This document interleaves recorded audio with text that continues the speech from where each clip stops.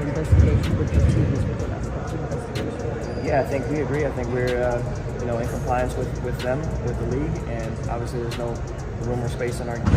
And it looked like Sky head coach Tyler Marsh has confirmed there has been lies told about the Indiana Fever. Chicago Sky coach is completely baffled because Angel Reese just threw down the ultimate Indiana Fever fans are racist claim. Spoiler alert, they're not. But the WNBA, oh, they've made it their mission to low-key hate on the Fever every chance they get. What's really going on here? Is this a basketball drama, a conspiracy, or just some epic social media madness? Buckle up. You're about to find out. Yeah, obviously there's no place in this league for that. I think the WNBA, our team and our organization has done a great job supporting me. I've had communication from everyone, from so many people across this league, and being able to support me and going through this whole process. Obviously, it could happen to me, it could happen to anyone, and I think they've done a great job supporting us in this. Even her head coach just went on record and said he didn't hear anything about harassment until we did. The exact time we did was when the WNBA stated that they was going to launch an investigation into the game. Now, if that is your head coach, he should have been the first person directed to know if there was hate speech or racist slurs said towards the WNBA circus just rolled into town. And guess who's front and center under the big top, juggling outrage like a seasoned ringmaster? That's right, Angel Reese, the self-appointed star of the show. This time, she's whipped out her trusty victim goggles and pointed a dramatic finger at Indiana Fever fans, accusing them of being the new face of American villain. Yep, you heard that. Right.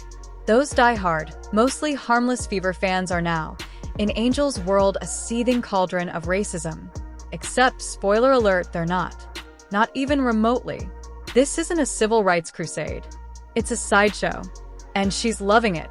Because we heard from Angel Reese today, and we heard from Tyler Marsh. Tyler Marsh, folks, let's send our best wishes to Tyler Marsh. He's about to be called every name under the book. Sellout, Uncle Tom, Coon, unless he starts backtracking like he's Darrell Revis in his prime, and he intercepts the hate like Deion said. Unless that happens, oh, Tyler Marsh is about to get run out of... How about this from the Chicago Sky coach?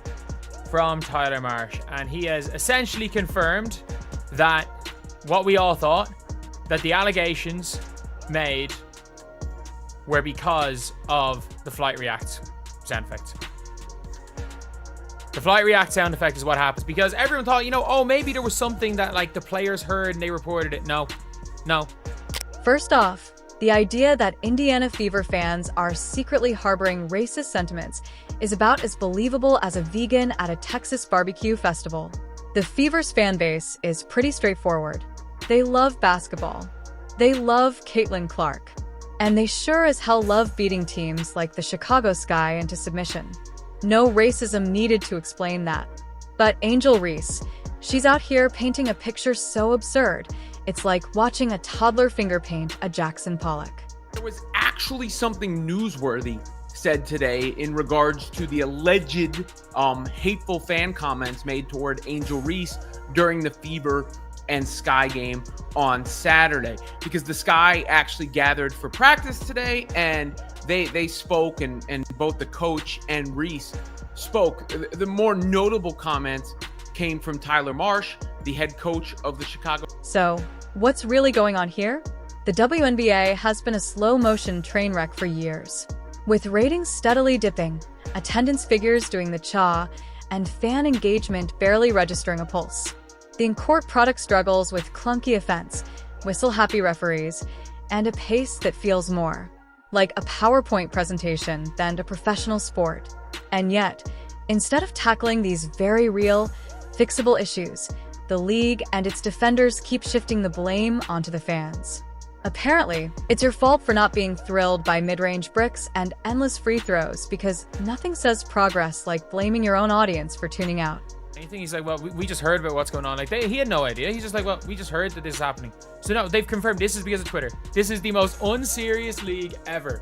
Kathy Engelbert, you are like, this is embarrassing. And I don't even know if it's Kathy. There's no video proof. The players don't know what's going on. The coach is like, we heard nothing. Both sets of players are like, we heard nothing. And it's a social media account that has now deleted their account. Because obviously the problem isn't Angel Reese's over-the-top antics or the Chicago inability to keep up with a feverish Indiana squad. Nope. It's those darn Fever fans and their whispered racism. Right. Meanwhile, on the court, the Indiana Fever and Caitlin Clark were straight up torching the Chicago Sky, like they were trying out a new barbecue sauce recipe. The Sky looked like they showed up to a chess match, expecting checkers, while Clark and the Fever played 3D chess with laser beams and fireworks. And Angel Reese? Well, Angel was left scrubbing the floor like it owed her money. Let's talk about that infamous foul, shall we? Because honestly, it was the perfect microcosm of the entire Angel Reese experience. Loud, obnoxious, and completely missing the point. The foul wasn't some grand conspiracy. It was the natural result of Indiana Fever's relentless pressure and Chicago Sky flailing attempts to keep up. Yet, somehow, it's turned into a scandal worthy of a daytime soap opera. Moment of truth has been told about the Chicago Sky, bro. Just like I told y'all days ago, bro. This whole thing was fabricated and it was a lie. I released footage on the sideline. I released several videos confirming that no one was targeted. Angel Reese's reaction. Oh, it was nothing short of theatrical brilliance. An Emmy-worthy performance in the drama over routine foul category. What should have been a standard call turned into a full-blown monologue about injustice, conspiracy, and cosmic betrayal. 1 minute she's on the court. The next she's channeling Shakespeare, raging against the heavens like the basketball gods themselves had descended from the rafters just to mess with her day. Never mind the fact that fouls happen constantly. Never mind that the call was pretty standard by WNBA standards. No, to Angel, this was personal, an orchestrated attack, a moment of divine sabotage meant to crush her spirit and silence her greatness. Meanwhile, back in the realm of reality, the Indiana Fever were doing something wild, winning.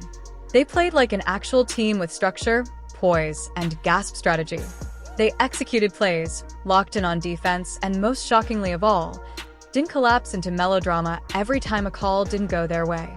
They weren't worried about optics or narratives. They were worried about buckets and defense. While Angel was out here trying to rewrite history in real time, the Fever were rewriting the scoreboard. Oh, how being silent is such a blessing. Such a blessing it is to be silent and have nobody being critical of you. All those Chicago Sky reporters, you guys are all let's just call a spade here. You guys are all soft as Charmin. Shout out to Kobe, R.I.P. to the Mamba. Charmin soft. Hey Angel, how is it like dealing with the environment of people calling you all those names? Oh, if it can happen to me, it can happen to anyone. Oh, Angel, how did it feel? How did you push through that? Oh, well, obviously it's hard to hear. Wait, did it happen to you or did you not hear anything happen to you? That's very... And honestly, the whole Angel Reese phenomenon is starting to feel like that one friend who just can't let anyone else have a moment. You know the type. You're talking about how you twisted your ankle and suddenly they're reminiscing about the time they shattered their entire leg and hobbled 5 miles through snow. Lost the game. Obviously the refs are corrupt. Got outplayed. It must be systemic bias. Didn't show up in the fourth quarter. The stars were misaligned.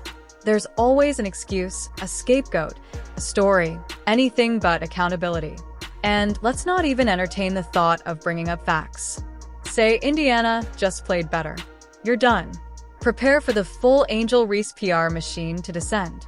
You'll be labeled a hater, blocked on socials, accused of internalized misogyny, maybe even racism, because how dare you suggest her team simply got beat? Angel's not just playing basketball anymore. She's playing a full-blown character arc. Problem is, the plot twist everyone sees coming. She's the one writing herself out of relevance. When did you become aware? When everyone else did. What does that indicate? That the Sky did not know or did not hear anything in real time or see anything in real time. So that makes the Sky, that makes the Fever, that makes me, that makes everyone I talked to who was in the arena, everyone else who has spoken from the arena, that makes no cameras, no cell phones. So far,